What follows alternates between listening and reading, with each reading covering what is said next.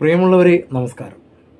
Queen Elizabeth Meera ജാസ്മിനെയും നരനെയും നായകന്മാരാക്കി എം പത്മകുമാർ സംവിധാനം ചെയ്ത സിനിമയാണ് ക്യൂൻ എലിസബത്ത്.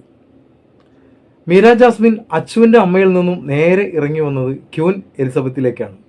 നീണ്ട ഇടവേളയ്ക്ക് ശേഷം മീര ജാസ്മിൻ മലയാളത്തിലേക്ക് മടങ്ങി വന്നിരിക്കുകയാണ്, കൂടെ നരേനും. അച്ചുവിൻ്റെ അമ്മയിലും മിന്നാമിന്നിക്കൂട്ടത്തിലും പ്രേക്ഷകർ ഇഷ്ടപ്പെട്ട മീര ജാസ്മിൻ നരേൻ ജോഡി വീണ്ടും എത്തുമ്പോൾ പ്രേക്ഷകർ കൂടുതൽ പ്രതീക്ഷിക്കുക സ്വാഭാവികം.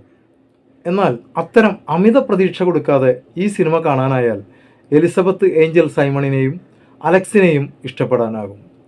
വളരെ ബോൾഡായ, ഒറ്റയ്ക്ക് ജീവിക്കാൻ ആഗ്രഹിക്കുന്ന ഒരു യുവതിയായിട്ടാണ് മീര ജാസ്മിൻ്റെ വേഷം. അമിത പ്രതീക്ഷയുമായി സിനിമ കാണാൻ ചെന്നാൽ നിരാശയാകും ഫലം. സിനിമയുടെ തുടക്കത്തിൽ തന്നെ നായികയുടെ മരണരംഗമാണ് പ്രേക്ഷകർക്ക് കാണാൻ കഴിയുന്നത് എന്നതിനാൽ ഫ്ലാഷ് ബാക്കും അവസാന രംഗവുമൊക്കെ എങ്ങനെയായിരിക്കുമെന്ന് ആദ്യം തന്നെ ഊഹിച്ചു വയ്ക്കാനുള്ള സാധ്യതയുണ്ട്. അവസാന 10 മിനിറ്റ് വരെ പ്രേക്ഷകൻ്റെ പ്രതീക്ഷകൾ തെറ്റിക്കാതെ തിരക്കഥയും സിനിമയും മുന്നോട്ട് പോകുന്നുമുണ്ട്. പ്രേക്ഷകർക്ക് തങ്ങളുടെ കാഴ്ചപ്പാട് തെറ്റുന്നതോ ശരിയാകുന്നതോ മനസ്സിലാക്കാൻ അവസാനം വരെ കാത്തിരിക്കേണ്ടി വരും. നിങ്ങൾ ഇന്ന് മരിക്കുമെന്ന് അറിയാമെങ്കിൽ ഇപ്പോൾ ചെയ്യുന്ന കാര്യങ്ങൾ തന്നെയായിരിക്കുമോ ചെയ്യുക എന്ന് സ്വയം ചോദ്യത്തിനുള്ള ഉത്തരം കൂടിയാണ് ഈ സിനിമ. അഭിനയിച്ചവരൊക്കെ വളരെ നന്നായിട്ടുണ്ട്. മഞ്ജു പത്രോസ് അവരുടെ ഭാഗം വളരെ ആത്മാർത്ഥമായി തന്നെ ചെയ്തിട്ടുണ്ട്. നല്ലൊരു ഫീൽ അവരുടെ എല്ലാ സീനുകൾക്കുമുണ്ട്.